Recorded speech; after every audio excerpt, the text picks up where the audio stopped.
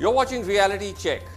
The eyes of India are on Delhi. The virus is rising everywhere across the country, but it is surging in Delhi. But more worryingly, it is leading to fears that it could overwhelm Delhi's hospitals. Now, everyone has got into the act. The Home Minister himself was walking around a Delhi hospital earlier today. He's convening meetings to try and get the centre to take the driving seat, even as it appears the Aam Aadmi Party is struggling to keep head above water.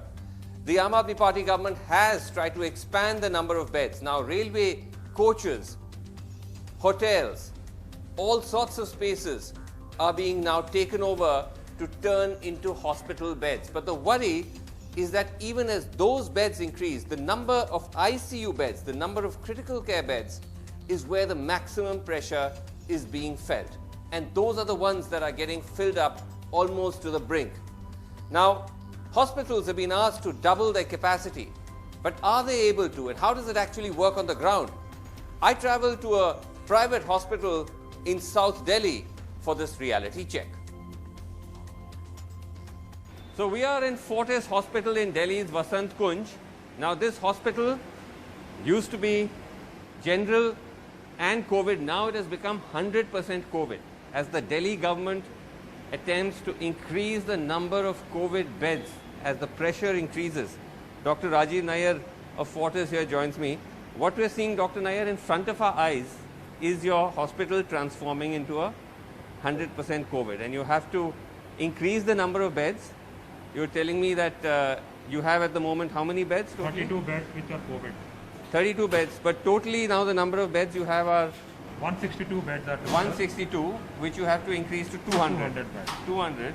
So what we're seeing is that this used to be the cafeteria area. If you zoom in up there, it says, still says cafeteria, but now this has become your emergency. Emergency. Camera can zoom in and just show how it's now functioning as an emergency. That's where the emergency patients so we have are brought in. Because our emergency was on the other side. Right. As we were going to the convert into COVID and non-COVID area. Yeah.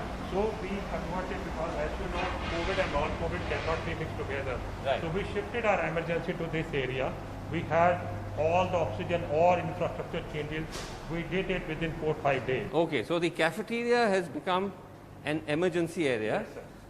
And the emergency area, you were telling me, is beyond this door. If you go beyond the door, there was This has become a COVID area. Yeah. But tell me something, at the moment if you look at it, I think you're supposed to show the status Yes, sir. of the beds if the camera can zoom in there. So what is it telling So us? I have saying that 24 occupied and 8 are vacant. So we have got discharges, 4 general ward discharges done today, 4 yesterday. These are 8 vacant in general ward. General ward. Not in ICU COVID. No. COVID ICU is all full. COVID ICU is all full. You're full to And capacity we have there. got 5 critical patients there. There are 6 critical patients. Out of them, 4 are ventilated and 1 is on the verge to be ventilated. So it's a pretty serious situation. Yeah. If I tell you, I have got a 34-year-old person who is on the COVID ICU. He was shifted from Max Hospital because they could not find bed in the COVID ICU there. We shifted him here. He is present on ventilator. He is conscious, he is stabilized, but still very critical. He's still and he's a young chap. Yeah, 34-year-old. But I want to ask you, this whole drive to try to increase the number of beds, do you have the manpower and resources to do it? Because you need a lot of extra hands on deck. In addition to that, we had about 112 doctors and 262 nurses. Out of them, 17 have basically on maternity leave or left and all the things. So we are left with 245 nurses. And in addition to that, is your staff nervous? Are they worried? Yeah, nurses are worried, doctors are worried. So everybody is worried for their safety because everybody had got a family at their back. So what I'm asking is that it's one thing for the Delhi government to say, look, go on adding extra beds. But will you be able to find the trained nurses and doctors to provide the care for those beds? Yes, sir. Actually, what are the things that yesterday we had a WhatsApp site or DGHS. We have written that we need intensivists. We need some specialized nurses and all those things to take care of the thing. Okay, so DGHS, Director General Health Services. Yes, sir. There's a WhatsApp group. A WhatsApp group which we put everyday data on that and we tell each and every requirement there and all. Okay, so all hospitals are putting how much they need. Yes, sir. So you need intensivists, you need Nurses and resident doctor also. So at Fortis Hospital, we are just joined by Dr. Gauri Shankar Sharma, who is the head of the intensive care. Sir, this is where we are standing, is your turf. These are all the ICUs around you. Now, totally how many ICU beds do you have? Okay, so total number of ICU beds we have 32. 32? Correct. Of which how many are COVID and how many are non-COVID? At the moment we have 12 COVID and 20 non-COVID. 12 COVID, 20 non-COVID. So all your 12 COVID beds, are they full? They are all occupied. They're all full. And the non-COVID 20, how many are full? So out of non-COVID 20, we have patients in 18. In 18? Yeah. So only 2 are vacant. Only 2 of them. And what you're telling me is that this non-COVID ICU beds, you're slowly transitioning into COVID. Correct. Which we intend to do that over next 3 or 4 days at least. Over next 3-4 days. Now these patients, you will have to what? Move them to other hospitals? So that's what we are trying to do. We are trying to tie up, discuss with other Fortis facilities, other hospitals, discussing with families. And move them out. Yeah, to move them out. They are being moved out gradually. But there is a dearth of that. There is a dearth, right? That's the big problem. Yeah. What's the biggest challenge? Is it the fact that you have a situation where doctors, nurses are not frankly willing to come in to work? They're opting out, staying at home? What's happening? The biggest challenge, honestly, is the scale of pandemic. Right. It suddenly is thrust upon you. None of us was prepared for it. Right. It's a new disease. Yes. We are still setting up protocol, building up protocols. It's new to all of us. So I think this is the biggest challenge. It's not just Fortis, by the way. Almost every private hospital, the ICUs are full.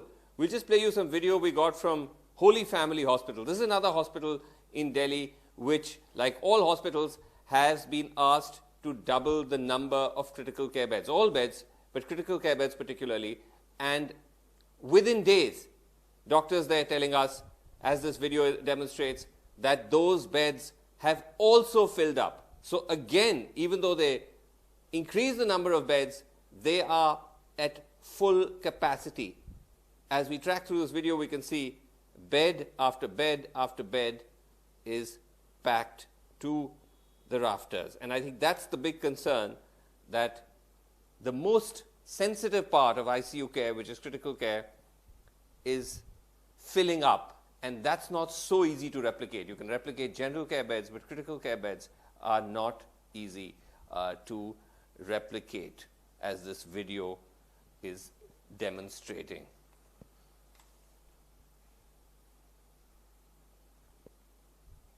Now that means that patients are getting turned away or finding it very, very difficult to find beds. My colleague Arvind Gunasekar spoke to a young man who struggled to get an elder in his family a COVID bed. Let's listen.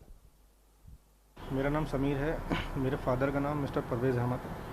अभी 1-2 हफ्ते से उनकी तबीयत जो थी ख़राब थी, तो हमें हॉस्पिटल उनको लेके जाना पड़ा।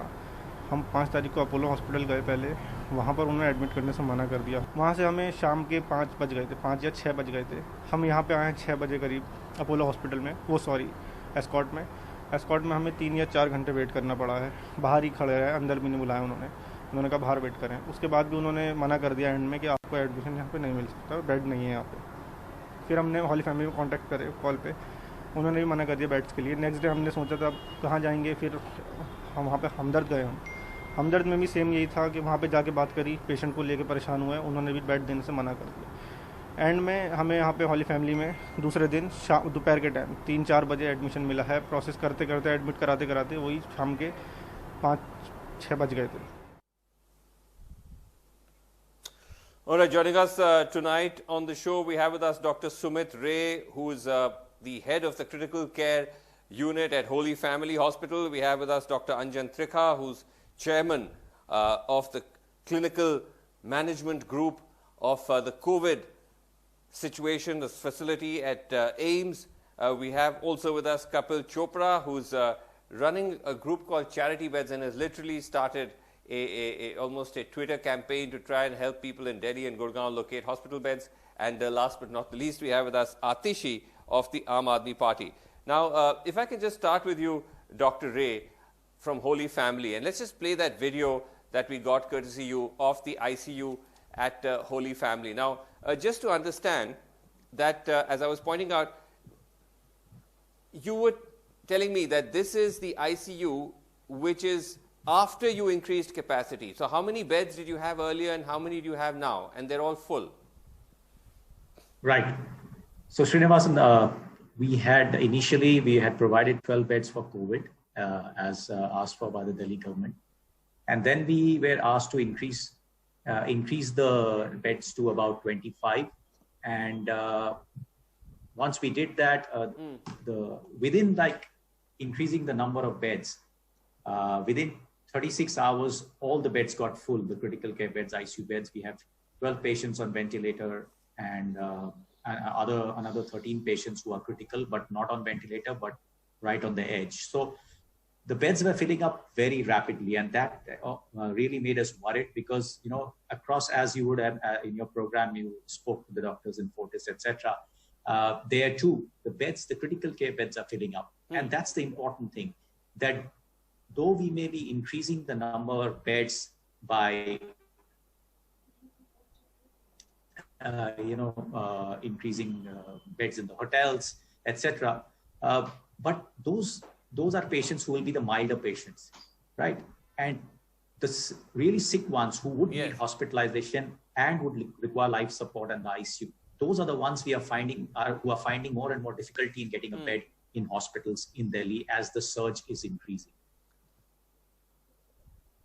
Right. So that is indeed worrying. Now, do you think that given the way that hospitals are getting flooded, that the Chief Minister has said that there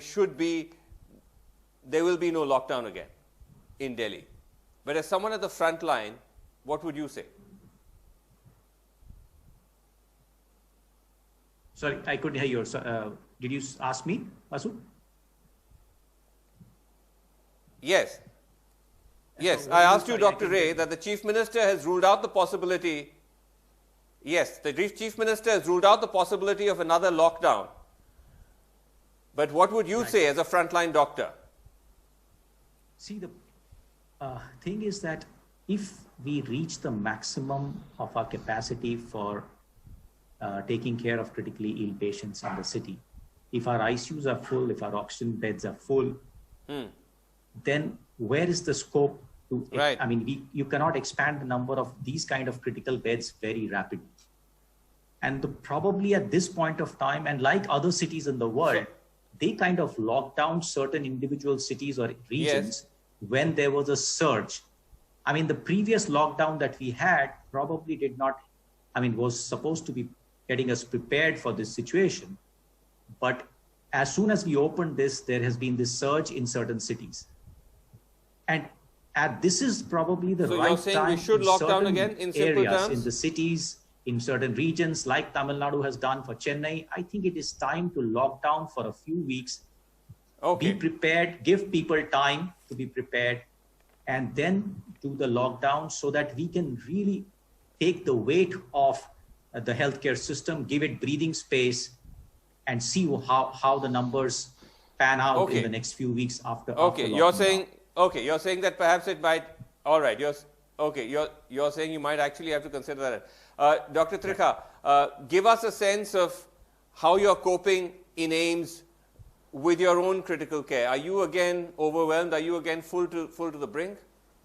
Yes, I think we have at the present time, I would have about 15 odd patients in the COVID center, out of which about 35 would be on ventilators and another 30 would be on non-invasive ventilation or other such devices. We are getting a surge, I know that. And at the same time, we are discharging, we are triaging our patients, we are sending them to Jhajjar, we are getting them in, and then we are very efficiently managing the discharge system so that the moment we reach the guidelines as per the ICMR or our own guidelines, we tend to send back patients home so that we can get in more and more patients who need admission. The problem here with us is there will be a lot of patients who will try to pressurize because they don't have space or place in their own houses for isolation. That's a big issue with us. Let's say we have some healthcare workers 3 of the nurses are staying in a single room and one of them turns positive, that's where the problem is. She could have been managed at home, but then because there are other 2 people staying in that room, she's not comfortable staying there, or they are not comfortable staying with her, so she is there with us. So these are the kind of patients which have to be sent to the COVID care centers, or we send them to Jhajjar. We have an alternative at Jhajjar, where itself we can have both sick patients and patients on quarantine, or who are borderline patients on oxygen. So we have that kind of a buffer with us. I see. But at the same time, I think you were telling me that there's also this tendency in Delhi where even patients who may not have serious cases would try to put pressure to get admitted. Yes, that's the old phone call habit. Yes, that's, I think, the phone call habit is an Indian habit, and it is there in our genes, and there could be people who could try to come in.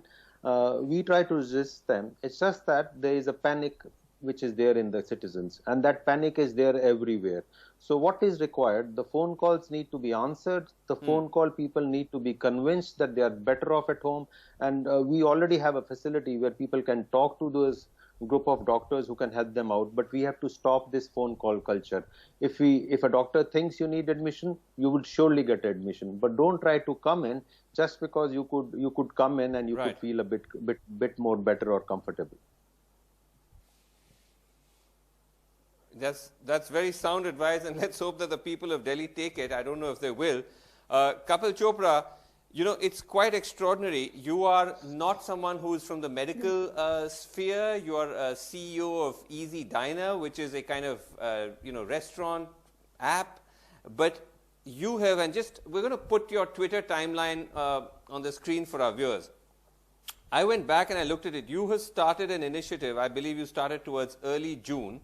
And between then and now, you have sent out close to almost 100 updates. You're sending out dozens of updates every day on where beds are available in Delhi NCR. This is something that ideally that people should be getting from the Delhi government and the Delhi government app, but where there's been some kind of lapse or gaps in information, you're posting tweet after tweet after tweet to put this information out. Now, just to understand, where are you getting this information directly from hospitals? Okay, so Srinivasan, we've been running charity beds for 8 years. My father was a doctor. I was passionately inclined to public healthcare, but I went into hotels. So it was 2 different things. So it was like 8 years back. Okay. We came into the picture to being the bridge between the Supreme Court order for EWS beds and actually the patient. Now imagine a driver having a brain hemorrhage in his family and then going to a private hospital like Apollo or Max and saying that it's my right to get treated free. Right. And private hospitals wanted to do it also. And today I think we've reached a stage in Delhi the private hospitals understand this. So we kind of became a bridge between the private sector and the public sector, really. And so that to help EWS patients. Right. So the information that we're getting is, but we have 8 years of experience in knowing that the government does speak in the language that people understand. So when I really saw it that Saturday, and I could realize that what was Delhi doing? See, whenever something happens in Delhi, they go to 4 hospitals. They go to Gangaram, they go to Ram Manohar Lohia, they go to AIIMS, and they go to Safdarjung. And if you saw every single video of people crying, around 8-9 days back, it was that we went to 4 hospitals, we couldn't get every single moment that people got desperate. So we suddenly realized that, we needed to step in and we need to start giving information. So I have 4 people on the ground, Srinivasan, to answer your question. And we've been on the ground for 8 years. So we know the nodal officers, we know the ICU specialists, we know everybody in the hospitals. So actually the information that we get is real time from the hospital, really. So I'll give you a real gap today. So let me tell you, the real gap today is try calling up any hospital helpline post 10 p.m. tonight. And in 80% of the cases, even today, after what we have done, the phone will not be picked up. And most of the emergency cases, and both the doctors on the panel will agree, actually start happening post 9-10 p.m. So suddenly we realize now there's a gap there. So now what we're trying to do is trying to put out a midnight update. Also to say that, because at post 10 p.m. nobody picks up the phone. There are no checks. And honestly, I think if you really look at the situation in Delhi today, I think the problem is not hospital beds really. We'll get the beds. Few beds are not there. But I don't think we're addressing the main problem in Delhi today is that there is very poor quarantine and there is nil contact tracing. Okay, now any political party can come say there is contact tracing. There is no contact tracing. I can tell you 100 people who have not been contact traced. So no matter, even if you put in 5,000 ICU beds and you fly the entire army doctors down and they start ICU beds, but you're not addressing the core problem, which is quarantine and contact. Something that states like Kerala did very, very well. Okay. You said... Okay, Kapil, you said a lot. Let's give Atishi a chance to respond, and I'm sorry to come to you last, Atishi, but I just wanted to hear from the others. So look, it's obviously difficult. This is not a time to start pinning blame and all of that.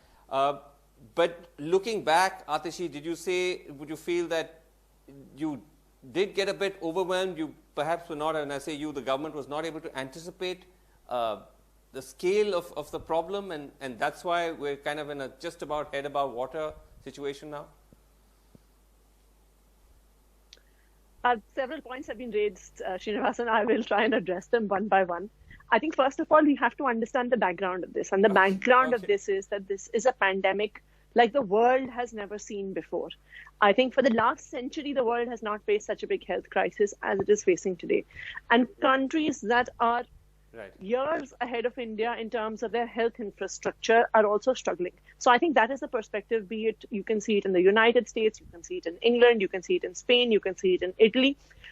Countries far more developed than us with very extensive public and private healthcare systems are also struggling, basically for two reasons I think that we need to understand. I mean, there's a couple of doctors on the panel, so my saying this may seem a bit out of place, but I think the two crucial things which one needs to understand is the infectivity of this disease, the rate at which it spreads, and number two, and which is the most crucial thing, is that this is a disease that has no cure. And I think that is, at one level, the most crucial issue that there is.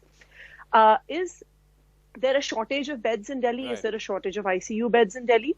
I think that, no, there is not a shortage of beds. And I think that as the panelist just before me, I think Karan, his name was, said it rightly, that there were a few hospitals that everyone was going to. And I think to his list, I would probably add Max and Apollo as well as the hospitals that people would go to. And just because these 4 or 5 hospitals did not have beds, that is why this entire perception was created that people are running from pillar to post and they did not have beds.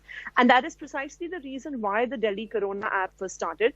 And yes, it did have some teething troubles for 1 or 2 days because for I think 2 to 3 days as hospitals themselves took time to update the data. But I would like to assure you of 2 things. Number one, the data in the app is accurate. And number 2, because the question that was raised about post 10 p.m., there is a Delhi government helpline number 1031. If there is anyone, I would like to share to the viewers through this show, if there's anyone who does not get a bed at any point of time, despite bed availability being there in the hospital, please call 1031. We will ensure that you get a bed in one hospital or the other, be it an ICU bed, be it an oxygen bed or a ward bed. We will.